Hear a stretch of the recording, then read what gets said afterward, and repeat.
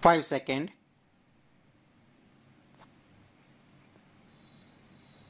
Start. Raksha Mantri Shri Rajnath Singh on April 3, 2026 laid the foundation stone of the state-of-the-art large cavitation tunnel LCT facility at the Naval Science and Technology Laboratory NSTL, a premium laboratory of DRDO in Visakhapatnam, Andhra Pradesh.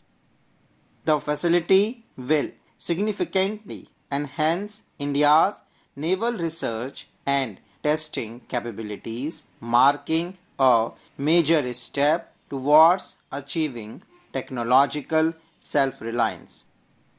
Addressing scientists, researchers and personnel at NSTL, Raksha Mantri asserted that India with this initiative will be able to design, develop and test its equipment systems and subsystems indigenously, utilizing its own resources, position itself as a strong naval power and a leader in defense technology.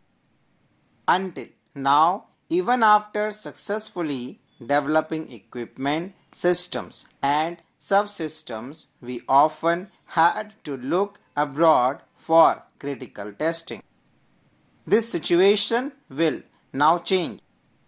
This facility is not merely an infrastructure project but an enabling system which will strengthen our capabilities in advancing propulsion systems, enable focused efforts on noise reduction and further strengthen stealth capabilities.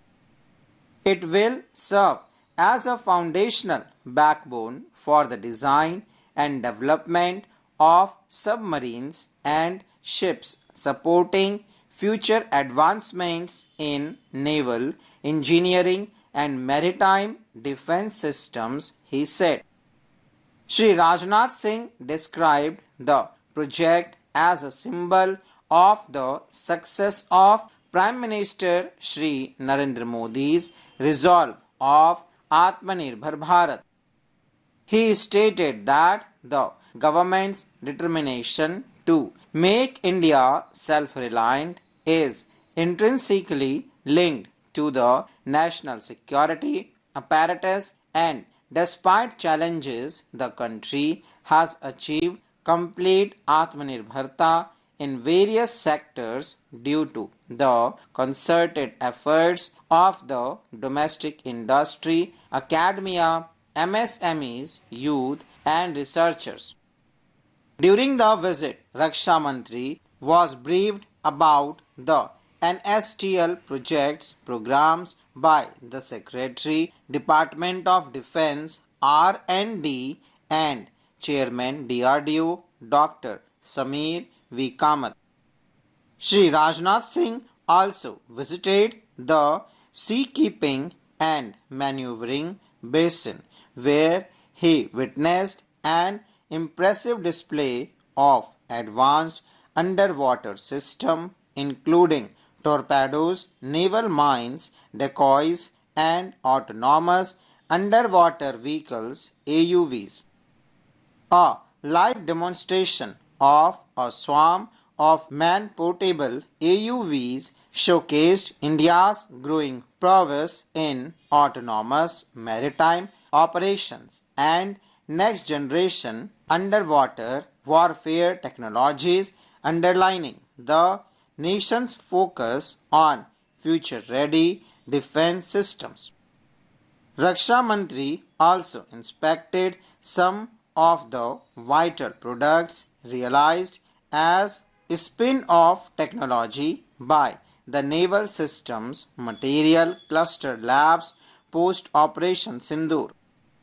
Shri Rajnath Singh commended NSTL for carrying out research and setting benchmarks in the number of areas including torpedo system, underwater mines, decoys and AUVs, while propelling India forward on the path to become a formidable naval power. He also acknowledged the demonstration of swarm technology and ongoing work in lithium-ion battery development, calling them crucial for future warfare preparedness.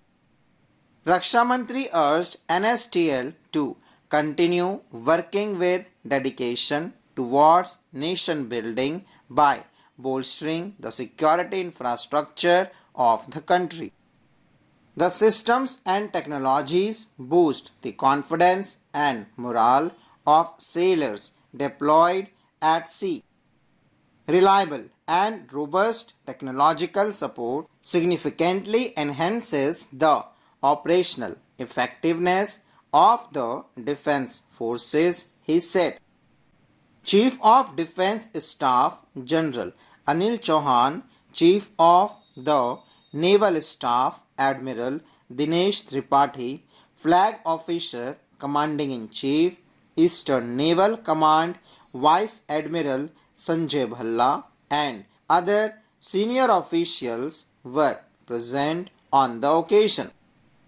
Conceived as a strategic national asset, the project is a significant step in strengthening indigenous capabilities in hydrodynamic research aimed at supporting the design and development of next generation ships, submarines, and underwater platforms. The project, sanctioned by the government and being executed in turnkey mode with international technical collaboration, reflects a seamless blend of global expertise and indigenous innovation. The facility is poised to emerge as a global unique infrastructure with its capability to conduct both closed-loop simulations essential for submarine studies and free surface simulations critical for ship research within a single integrated setup. Once operational, it will significantly enhance the country's shipbuilding ecosystem by enabling precise validation of hydrodynamic designs and propulsion systems for major naval platforms including destroyers and aircraft carriers. The momentous event was marked by the ceremonial breaking of the commissioning pennant and a maiden hosting of the naval national flag on the ship. This frigate represents a generational leap over earlier design, offering a sleeker form and a significantly reduced radar cross-section that allows it to operate with lethal stealth. With indigenous content exceeding 75%, the ship highlights the maturity of a domestic industrial ecosystem that now spans over 200 micro, small and medium enterprises, contributing to the government's Atmanirbhar initiative supporting thousands of Indian jobs.